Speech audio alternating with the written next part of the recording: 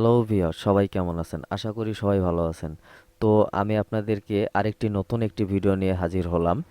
আর সেটা হচ্ছে যে ফোল্ডার কিভাবে হাইড করবেন আর নতুন নিয়মে কিভাবে ফোল্ডার হাইড করবেন সেই বিষয়ে আমি আপনাদেরকে আজকে দেখাবো। আমরা সাধারণত আমরা নর্মালভাবেই হাইড করে থাকি। আর হাইড করার পরে কিন্তু সার্চ বাটনে যাওয়ার পরে আর ফোল্ডারের নামটা লিখে কেউ যদি সার্চ করে তাহলে কিন্তু ফোল্ডারটা শো করে। আমি আপনাদেরকে দেখাবো যে আমি যে নিয়মটা দেখাবো, যদি কেউ যদি ফোল্ডার লিখে নাম লিখে যদি কেউ যদি সার্চ করে তাহলে কিন্তু ফোল্ডারটা শো হবে না।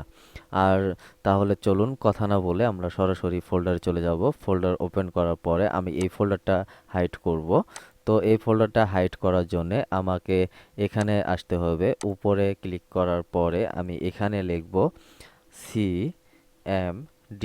লেখার পরে তারপরে ইন্টার চাপ দিবেন। ইন্টার চাপ দেওয়ার পরে এখানে এরকম একটি অপশন আসবে। অপশন আসার পরে এখানে স্পেস বাটনে চাপ দিবেন।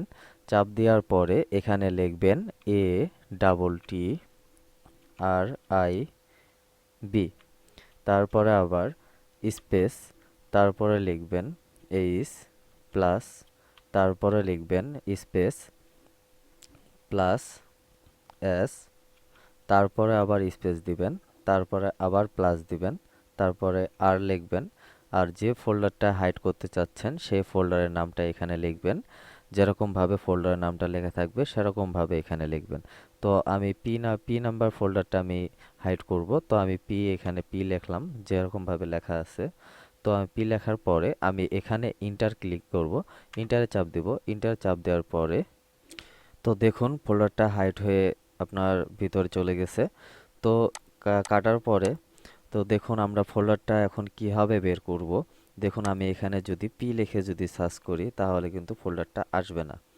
এখানে কিন্তু ফোল্ডারটা শো করবে না। তো ফোল্ডারটা না শো করার কারণ হচ্ছে আপনি ইয়ের মাধ্যমে হাইড করছেন কারণে আপনার ফোল্ডারটা শো হবে না। আর ফোল্ডারটা যদি আপনি শো করতে চান, আর তার কারণটা হচ্ছে এখানে আপনি আবার প্রথমে চলে যাবেন, একই নিয়মেই লিখবেন এখানে CMD লিখে ইন্টার চাপ দিবেন। চাপ দেওয়ার পরে এখানে সেম একইভাবেই লিখবেন স্পেস ADDRIB স্পেস, তারপরে লিখবেন আমরা তখন লিখেছিলাম প্লাস, এখন আমরা দিব মাইনাস, মাইনাস এইচ, তারপরে আবার মাইনাস এস, মাইনাস স্পেস দিবেন। যখন লিখবেন তখন স্পেস দিবেন। তারপরে মাইনাস দেওয়ার পরে আবার মাইনাস দিলাম, মাইনাস দেওয়ার পরে আর, তারপরে ফোল্ডারে যে নামটা ছিল সেই নামটা এখানে লিখবেন। যে ফোল্ডারটা হাইড করছেন সেই ফোল্ডারের নামটা এখানে লিখবেন। লেখার পরে আপনি ইন্টার মারবেন।